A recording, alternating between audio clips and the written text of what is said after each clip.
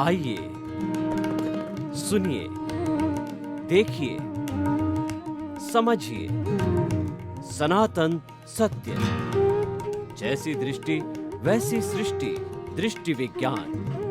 कुदरत, कुदरती रचना एवं कुदरत के कानून से शाश्वत सुख की प्राप्ति।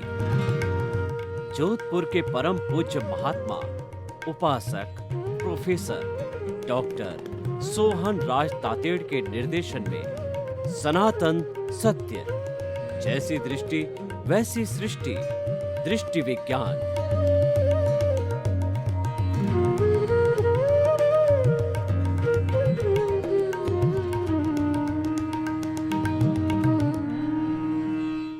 चंदेषु निम्मल यरा आईचेषु अय्यं पयासैरा सागरवर गंभीरा सिद्धा सिद्धिं मम दिशन्तु सिद्धा सिद्धिं मम दिशन्तु।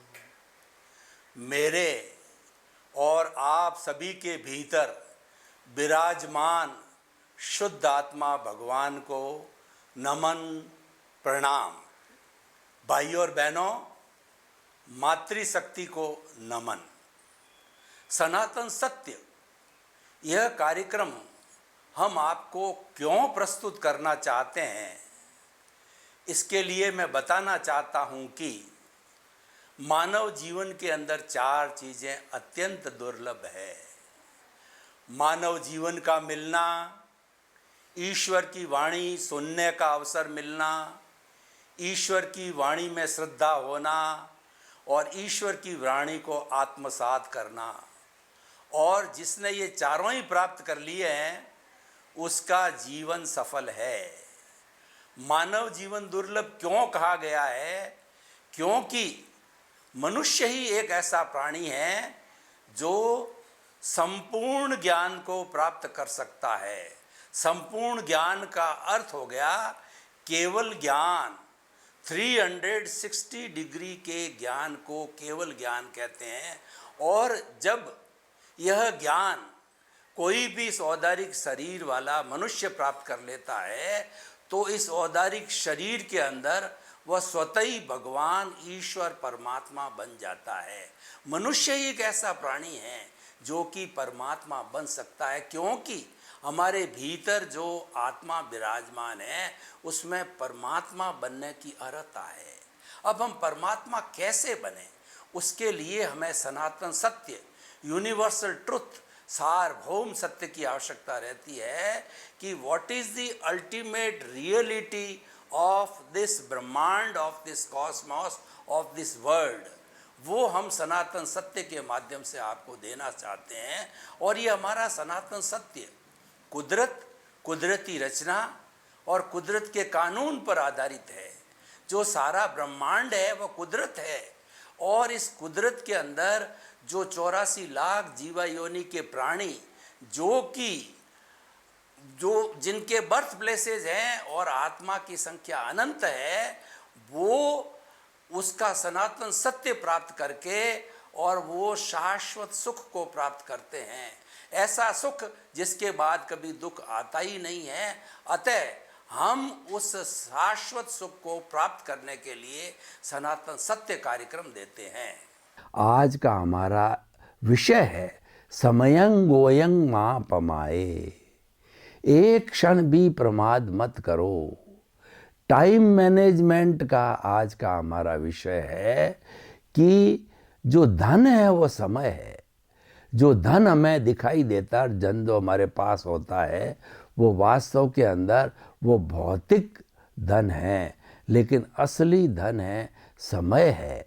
क्योंकि उस धन को हम समय के माध्यम से ही जो है कमा सकते हैं। और समय का अगर नियोजन किया जाए तो हम धन को कमा सकते हैं। अब देखिए समय कितना इम्पोर्टेंट होता है जीवन के अंदर कि पहले बच्चा जन्म लेता है, जन्म लेने के बाद के अंदर वह बालक के रूप में रहता है 5-7 साल तक, तो 5 साल 7 तक वो बालक के रूप में रहता है, तो उसका समय माता की निगरानी में चलता है।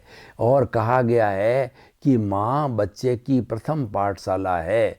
उस पाठशाला के अंदर बच्चा पढ़ता है और अच्छे अच्छे संस्कार लेता है। वहाँ देखिए, अगर अच्छे संस्कार दिए जाते हैं तो वो समय का सदुपयोग है, और बुरे संस्कार दिए जाते हैं तो वह समय का दुरुपयोग है। यानी समय का सदुपयोग किसे कहते हैं कि एक क्षण भी प्रमाद मत कर। इसका अर्थ क्या है?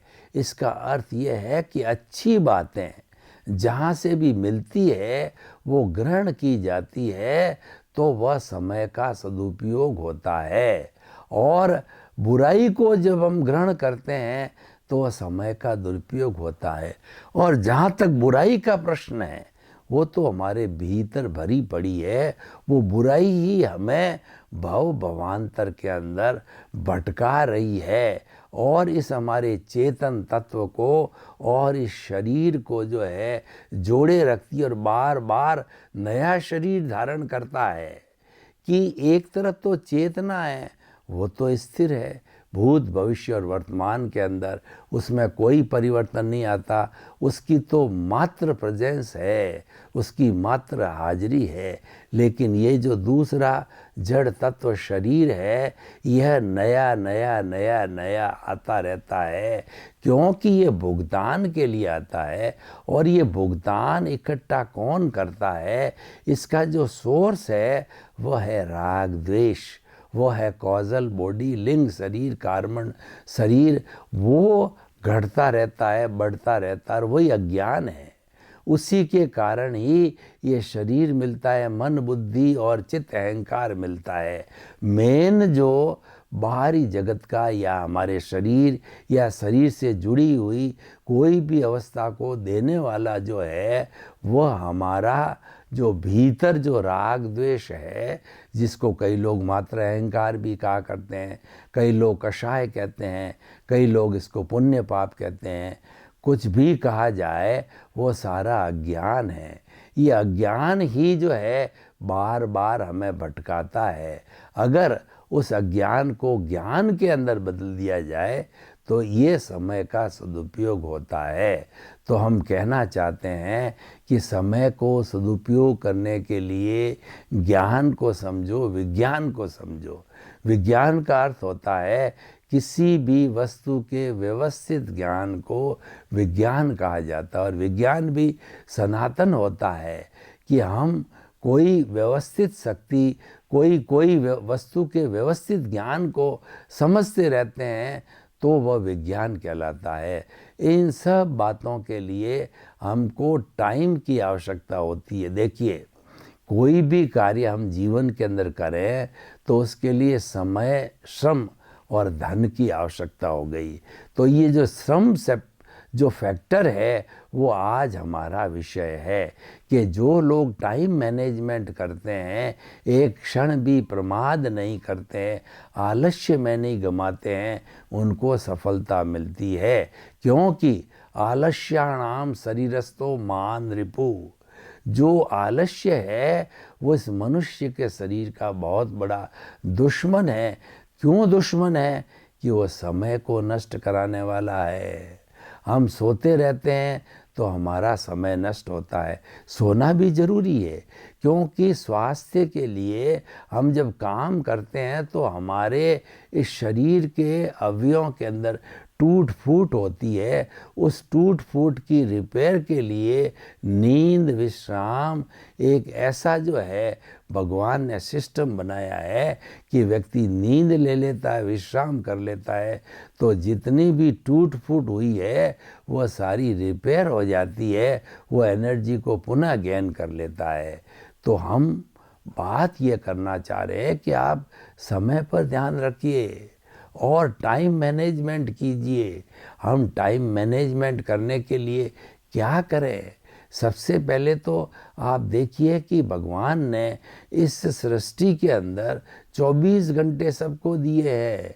24 घंटे में आप अधिकतम देख लीजिए कि 8 घंटे तो हमारे सोने के समझ लीजिए, शारीरिक कार्यों के 4 घंटे, 12 घंटे चले गए, तो पीछे हमें मैक्सिमम एक व्यक्ति एवरेज 2 दिन के अंदर हमेशा रेगुलर काम करने वाला एवरेज 12 घंटे मान लो।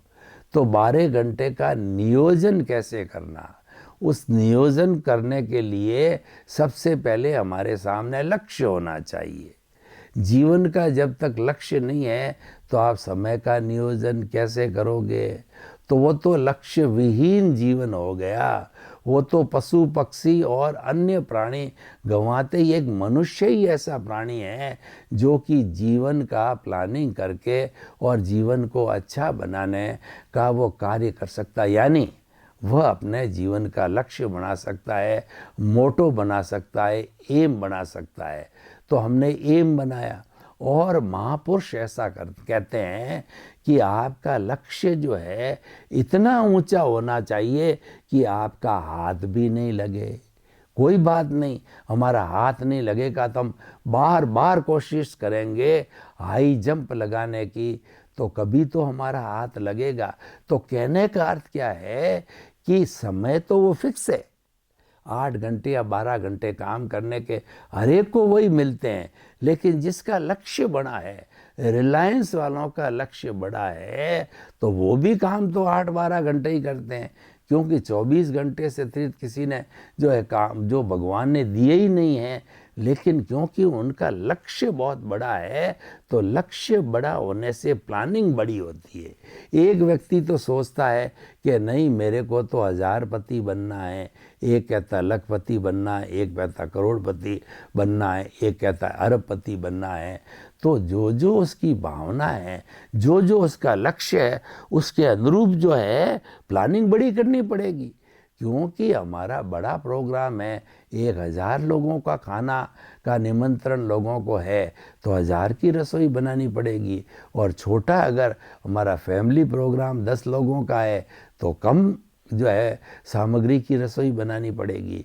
तो जो हमारा लक्ष्य है उसके अनुरूप हमें व्यवस्था करनी पड़ेगी। बड़ा लक्ष्य बनाइए, बड़ी होगी। और देखिए हम जिस दुनिया में जी रहे हैं ये परस्पर ग्रो जीवा नाम के सिद्धांत पर चलती है, ये लिव एंड लेट पे चलती है कि एक अकेला चना बाढ़ नहीं फोड़ सकता है।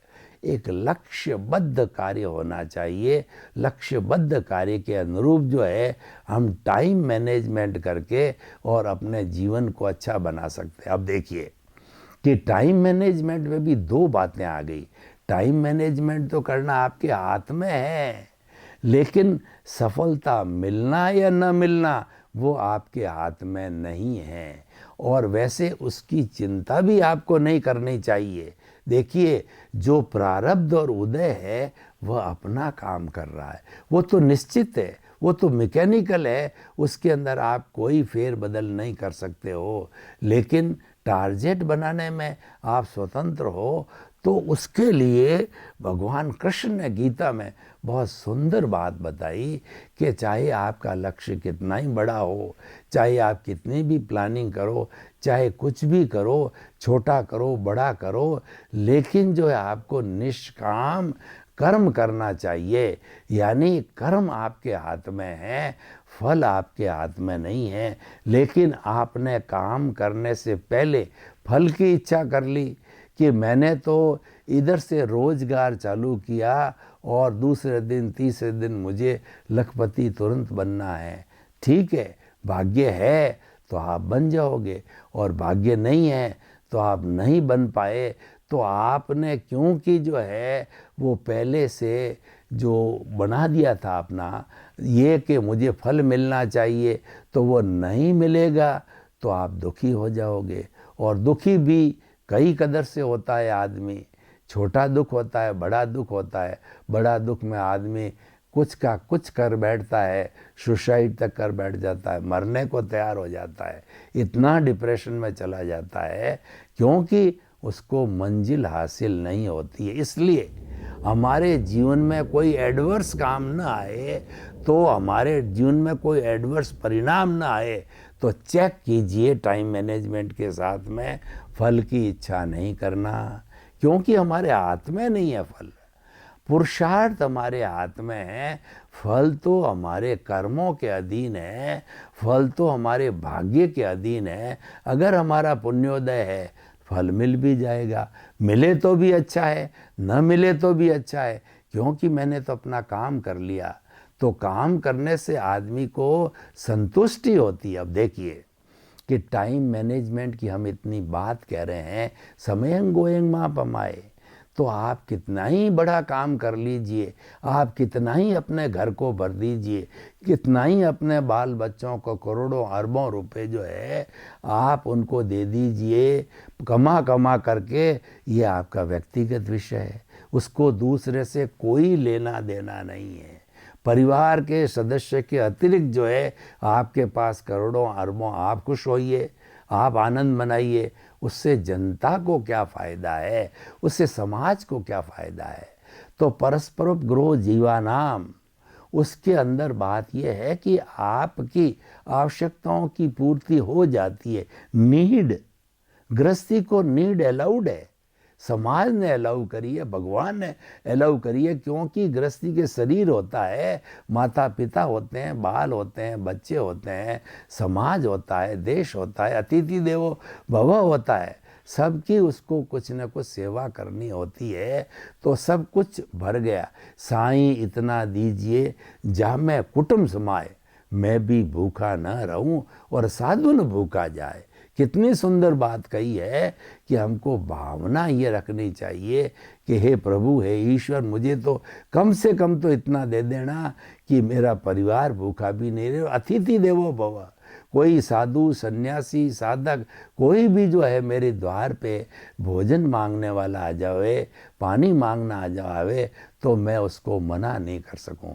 तो कुल मिला के कहने का अर्थ ये है, what we contribute to the society is countable and it will make you immortal.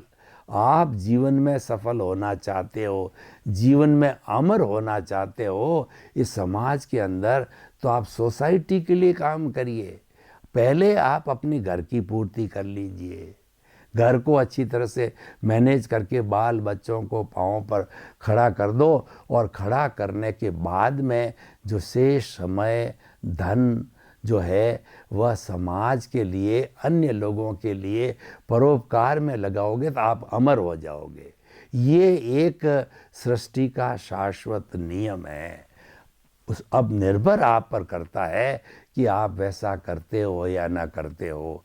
हमारे समाज में तो सब व्यवस्थाएं बनी हुई है कि गृहस्थ जीवन 50 साल का होता है, बाल बच्चे पाँव पर खड़े हो गए तो उसके बाद में आप वानप्रस्थ होकर के और समाज की सेवा कीजिए। देखिए हमारा जो ये विषय टाइम मैनेजमेंट का है, हम आपको बताते हैं कि हमारी इस पूरी भारतीय जो है संस्कृति ने इतनी सुंदर व्यवस्था दे दी है कि हमारी प्रकृति माँ ने कहा है कि बेटे तू जा, तेरे को 100 वर्ष की उम्र दे करके मैं भेज रही हूँ, और तेरे भीतर मैंने एक यूनिबिल्ट सिस्टम बना दिया है। आजकल जो है जो एलईडी टीवी वगैरह और जितनी फ्रीज कूलर आ रहे हैं, एसी आ रहे हैं, उसमें जो है वो यूनिबिल्ट सिस्टम है, वोल्टेज अप डाउन होने का। पहले जल जाया करते थे, लेकिन आजकल वो शॉक एब्जॉर्वर के रूप में यूनिबिल्ट सिस्टम लगा दिया कि कितने ही झटके आवे बिजली के, वो चीज़ जलती नहीं है। विज्ञान ने प्रोग्रेस करी। तो हमारी प्रकृति माँ ने तो बहुत लाखों करोड़ों साल पहले ही इसकी प्रगति कर दी, इम्यून सिस्टम दे दिया। आज कोरोना काल चल रहा है। कोरोना काल किसको प्रभावित करता है? जिसका इम्यून सिस्टम कमज़ोर है, चाहे वो बुज़ुर्ग है, युवा है, या जो है बच्चा है, जिसका इम्यून सिस्टम यानी जो बीमार रहता है और जिसकी जो है प्रतिरोधात्मक शक्ति कमज़ोर है, या उस प्रतिरोधात्मक शक्ति को हमने अप्राकृतिक जीवन जी करके एंटीबायोटिक ज़्यादा लेकर के हमारे जो उसके WB और RBC सेल्स को ख़त्म कर दिया है, वो डाउन हो गई है, उसको कोरोना प्रभावित करता है, वरना तो कोरोना जो ही घुसा और हमारे वाइट ब्लड सेल्स, लड़ाकू सोल्जर्स भीतर बैठे हैं ब्लड में, वो तुरंत उस पर झपटते हैं और उसको मार देते हैं, हर जर्म को मारते हैं। लेकिन हम अप्राकृतिक जीवन जीते हैं, हम परिश्रम नहीं करते, हमारी लाइफ स्टाइल सही नहीं है, और हम जो है वो जल्दी ठीक होने के लिए बड़ी बड़ी जो एंटीबायोटिक दवाएं लेते हैं, तो वो इम्यून सिस्टम ख़त्म हो गया, इम्यून सिस्टम डाउन हो गया। तो ये सारा टाइम मैनेजमेंट से क्यों जुड़ा हुआ है कि समय का उपयोग करने के लिए स्वास्थ्य भी तो चाहिए। अगर आप बीमार हो तो समय का सदुपयोग कैसे करोगे? उसके लिए स्वास्थ्य सबसे पहले ज़रूरी है। तो हम बात कर रहे थे कि समय का उपयोग हम कैसे करें। बड़ी सुंदर व्यवस्था हमारे यहाँ बताई गई है। एक मैं आपको उदाहरण देना चाहता हूँ, सटीक उदाहरण देना चाहता हूँ कि गृहस्थी हम लोग होते हैं तो ठीक उसी तरह से जो कबूतरी है वो भी गृहस्थी है। कबूतरी ने अंडा दिया, अंडे को सेती है और वो सेकर के जो है उसके ऊपर उसको सर्दी से, गर्मी से अंडे को बचाती है, गर्मी देती है। और जब वो अंडा फूट जाता है, चूजा बाहर निकल जाता है, तो फिर बाहर से वो दाना लाके उसको देती है, घोंसले में रखती है, उसको ठंड वंड न लग जावे, लू न लग जावे। और फिर बड़ा होता है तो कबूतरी उसको उड़ाती है, अभ्यास कराती है, और वो गिरता है, उड़ता है, गिरता है, उड़ता है। और जब वो परफेक्ट हो करके वह कबूतर या कबूतरी जो भी होती है वो उड़ जाता है, तो यहाँ पर जो है हमारे जो ग्रंथकार कहते हैं, उसके बाद में वो माँ और बच्चे कभी जीवन में मिलते या ना मिलते, गॉड नोस। इसका अर्थ क्या हुआ कि उसने अपना फर्ज अदा किया। तो हमने बाल बच्चे गृहस्थ के अंदर अपना वंश चलाने के लिए हमने पैदा कर लिया, तो उनको पाँवों पर खड़ा होने के बाद जैसे कबूतरी और वो कबूतर उड़ गया, आपकी जिम्मेवारी समाप्त हो गई और आप वानप्रस्थ जीवन में आकर के अपने समय का सदुपयोग कीजिए। आप केवल गृहस्थ में लास्ट मोमेंट है आपके जीवन का, लगे रहे तो क्या करोगे? आप जो है और थोड़ा धन कमा के बच्चों को दे दोगे तो क्या होगा? बच्चे लड़ेंगे कि पापा जी ने उस बेटे को ज़्यादा दिया, वो प्रिय था उसको कम दिया। यानी आपका कमाया हुआ धन है वो विवाद का कारण बन जाएगा। और आपने समय का सदुपयोग किया। समयं गोयं मा पमाए, एक क्षण भी प्रमाद मत करो। इसका अर्थ होता है कि टाइम को वेल मैनेज्ड करो, कि आपका वो काम पूरा हो गया तो अब आप लोक कल्याण में लग जाइए, जगत कल्याण में लग जाइए। जो आपकी रुचि है, आपकी धार्मिक रुचि है, मंदिर में जाकर के फ्री सेवा दीजिए। आपकी गुरुद्वारे में, चर्च में, आपकी स्कूल में, कॉलेज में डॉक्टर है तो फ्री आप, मतलब बहुत से आपके जिस लाइन में हो सेवा करने के असंख्य अनंत रास्ते हैं, बस आपकी इच्छा होनी चाहिए। तो आज का हमारा ये एपिसोड ये बताता है कि समयं गोमयं मा पमाए का अर्थ होता है कि जीवन में सब तरह के काम करने चाहिए। ये तो हम बात कर रहे हैं हमारे इस भौतिक जगत की, बाह्य जीवन की। भीतरी जगत में भी घुसिए, भीतरी जगत में प्रभु का चिंतन कीजिए। प्रभु कौन सा?